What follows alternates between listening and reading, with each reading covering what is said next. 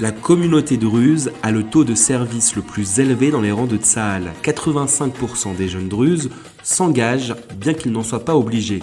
85%. Si on retire les personnes atteintes de maladies, de troubles psychologiques et les handicapés, c'est quasiment la totalité des jeunes en âge de servir qui s'enrôlent. Pourquoi les druzes sont si attachés à l'État d'Israël ?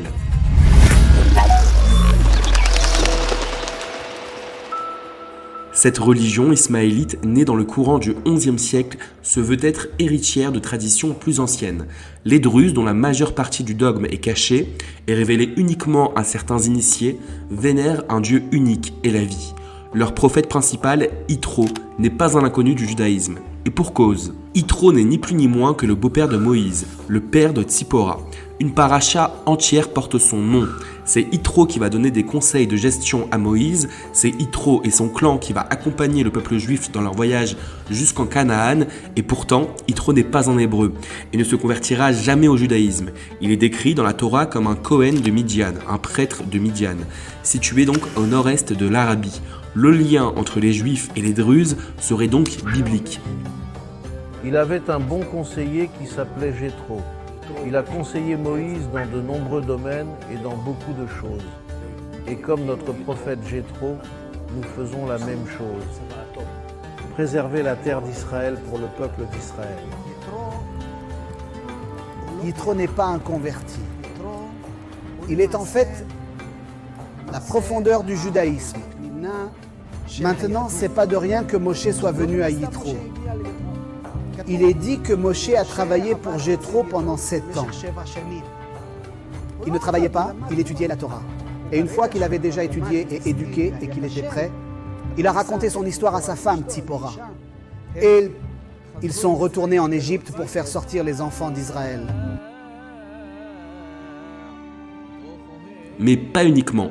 Selon la tradition druze, les Druzes entrent en Canaan avec les Hébreux et les aident à conquérir le pays. Par la suite, les Druzes s'installent parmi les tribus de Manassé, Naphtali et Asher.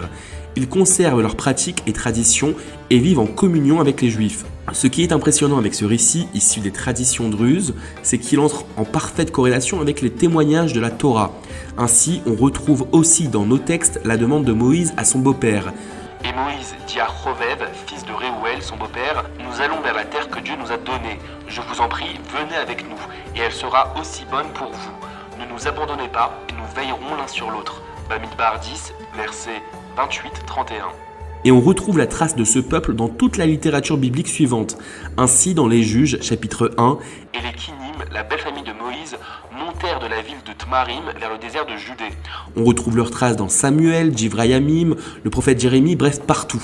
Quand, en moins 536, Nabuchodonosor détruit Jérusalem, on trouve aussi leurs traces dans le prophète Jérémie qui parle de 2 peuples amis, amenés avec les Juifs en exil, car ils refusent de combattre contre eux. Ils reviennent, visiblement eux aussi d'exil, et se réinstallent dans leur village. Quand les Romains pénètrent en Judée, on perd leurs traces. Mais, selon les Druzes, c'est à ce moment-là qu'ils décidèrent de se cacher, de faire comme l'Empire afin de ne pas disparaître. Désespérés de voir leurs frères juifs déportés en 135, ils continuent leur tradition ancienne secrètement. Quand l'islam arrive en terre d'Israël, ils se rapprochent de certaines croyances, tout en reniant la charia et les règles islamiques. Et du fait de leur spécificité, ils seront relégués au rang de dhimmi, comme les juifs qui reviennent petit à petit en Terre Sainte. Sous l'empire mamelouk puis ottoman, juifs et druzes cohabitent fraternellement. Leurs conditions de minorité dans l'immensité islamique en font naturellement des amis en plus de leurs histoires.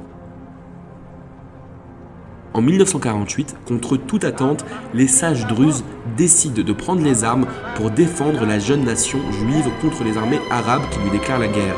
Surprise générale, car aucune raison rationnelle aurait poussé les Druzes à défendre le petit Yishuv de 600 000 âmes contre les armées arabes de plusieurs millions d'âmes. Et pourtant, les Druzes sont restés nos plus fidèles alliés. C'est littéralement la continuation de l'alliance spirituelle historique qui existait depuis l'époque de Moïse, et que la paix soit sur lui, et elle continue jusqu'à ce jour. Les Druzes sont certainement les meilleurs combattants du Moyen-Orient, mais surtout les plus fidèles amis du peuple juif. Et quand un TikToker israélien de 30 ans tombe par hasard sur un groupe de Druzes, une alliance vieille de 3500 ans se réveille soudainement. Bonjour. Salut. Bonjour, comment allez-vous? D'où tu Je viens? viens d'Israël, d'où vous êtes-vous? Du Bénin? D'Afrique, frère. On peut parler hébreu, frère. Tu peux parler hébreu? Oui, je peux parler hébreu. Comment tu vas, mon frère? Super bien, mon gars. Comment tu t'appelles? Adam. Adam ata gever, Adam ata gever, Adam ata gever, Adam ata gever, Adam ata gever, Adam ata gever, Adam ata gever, Adam ata gever, أنا بحبك آدم أنا بحبك أنا بحبك آدم أنا بحبك. Attends. Nous sommes druzes. Alors le drôle أنا بحبك أنا بحبك. C'est drôle, les amitiés longues. Je viens de finir l'enregistrement de ce podcast quand l'actualité nous rattrape. Un responsable local du sud de la Syrie déclare « Le retranchement iranien dans les montagnes druzes s'intensifie de jour en jour. Israël doit nous aider. » Il faut savoir répondre à l'appel d'un ami, qu'il se trouve en Syrie ou au Liban. Les Druzes et les chrétiens n'en peuvent plus des menaces islamistes qui pourrissent le Moyen-Orient.